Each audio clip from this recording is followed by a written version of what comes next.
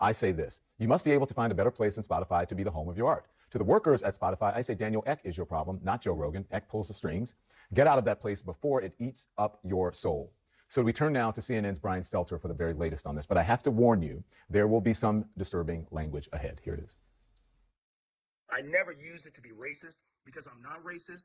But whenever you're in a situation where you have to say, I'm not racist, you f***ed up. And I clearly have f***ed up. Joe Rogan's apology tour continues, this time for repeatedly using the N-word on his popular podcast. And staffers at his distributor, Spotify, are furious.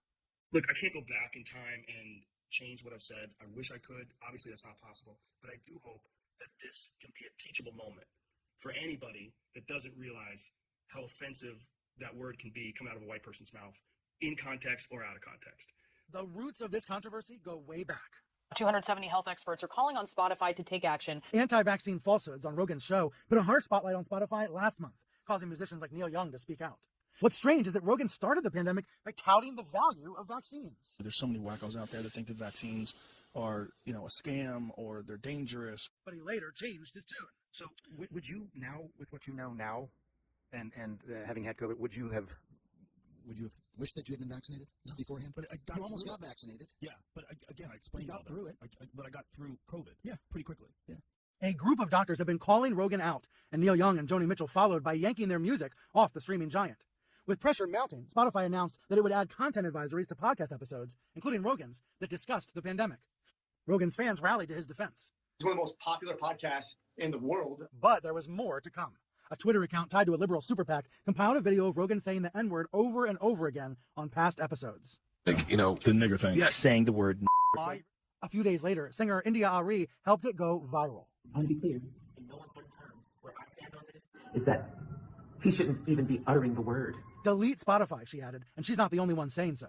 The company now under tremendous scrutiny because it paid a reported $100 million for the exclusive rights to his show. Rogan's Saturday apology video was not enough for employees. Sunday night, CEO Daniel Ek told staffers he hears their concerns, but doesn't believe silencing Rogan is the answer.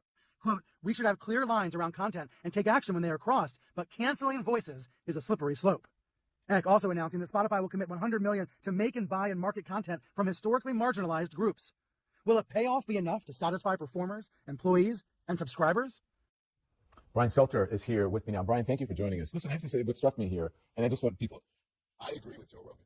And I mean the Joe Rogan in the apology, right? And this is a quote, and I want everybody, Joe Rogan supporters and his critics, to listen to what he said. He said, whenever you're in a situation where you have to say, I'm not racist, you effed up. Now, he said even the clips for him, it was hard for him to hear. And the word is, he said, is offensive coming out of the mouths of white people. I agree with that part of it. I don't think Joe Rogan should be canceled, but I think people do have the right to criticize him as they have the right to criticize you, they have the right to criticize me, and as they have the right to question CNN about that.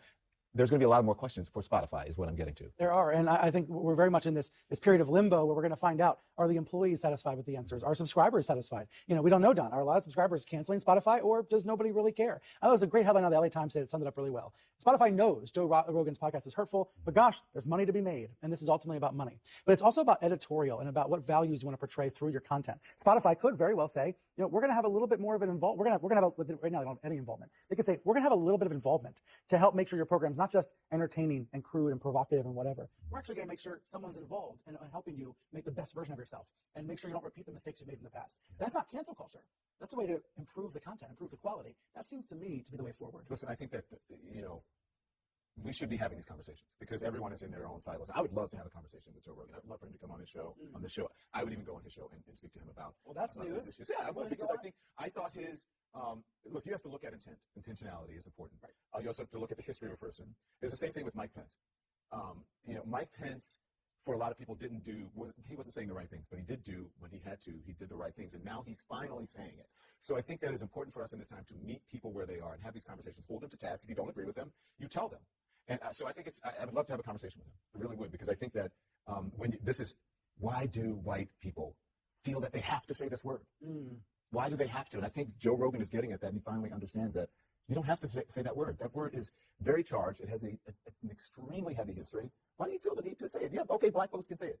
Women call each other skinny bees all the time. Doesn't mean that I have to call them that. They're comfortable saying, you're a skinny bee, right? There's a drink called a skinny bee. I'm not going to call a woman that, but they're free to use that language because they are they're in on the joke. Do you understand what I'm saying? Yeah, but you're saying the evolution of Rogan is interesting. Yeah. His evolution is the interesting part, and that's what we should explore. And whether he does it on his podcast or not, I hope his fans can hear that conversation and hear about it. Cancel culture is often this very blunt instrument, this black or white thing, when all the interesting stories are in the gray area. I actually don't believe in cancel culture. I think people use that because they want to be able to say racist or bigoted or sexist or homophobic things with impunity, right? It's about consequences. And I think people who really, if you make a mistake and you really apologize, or if your intent wasn't to harm people, I do think that there is redemption.